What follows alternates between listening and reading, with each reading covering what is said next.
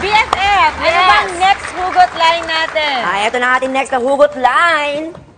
Tamaan mo naman. Aloka. Napitik bulag ka na ba?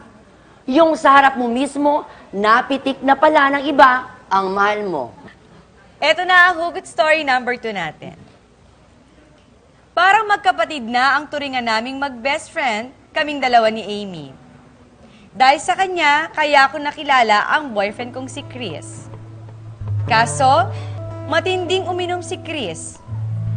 Pag nag-hangover siya, absent agad. Ako pa ang pilit na gumigising sa kanya para lang pumasok siya.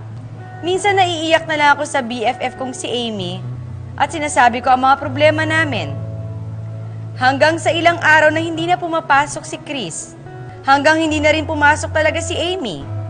At ang sabi ng barkada namin, pinuntahan nila si Chris sa bahay ng tatay niya at doon nila nakita na may relasyon pala sila ni Chris. Silang dalawa ni Amy. Matagal na pala silang nakikita nang hindi ko alam. Laging palang si Amy ang sinasabihan ni Chris ng mga problema niya. Mas gusto daw ni Chris si Amy dahil kinukwento niya ang lahat dito. Samantalang ako, nagsisermon at nasasakal na daw siya. Hindi ako tulad ni Amy na best friend ang drama.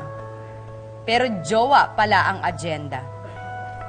Paano ako makaka-move on kung mismong tatakbuhan ko ang nanloko sa akin? Ito ang hugot story ni Richelle. Ano masasabi mo doon? Best friend na tinuringan mong best friend pero sinulot sa'yo yung taong mahal mo. Ano yun? Walang respeto yan.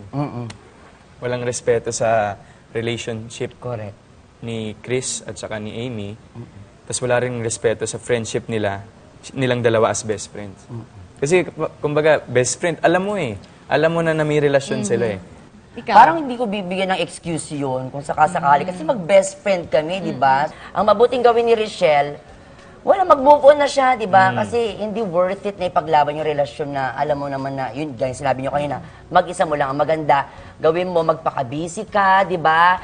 Paganday mo yung sarili mo, sumali ka sa networking, yung mga ganyan, para maging busy ka talaga, di ba? Saka hindi, di ba? Kapag best friend mo, wala kang ililihim. Ngayon, kung tumakbo yung boyfriend mo sa'yo, ay alam mo, BFF, yung boyfriend mo pumunta sa akin. Yan. May problema daw siya. Ano bang problema nyo? So, dapat ikaw ang tutulong sa kanilang dalawa Kailangan. para maging maayos. Yun ang totoong best friend. Truth. Di ba?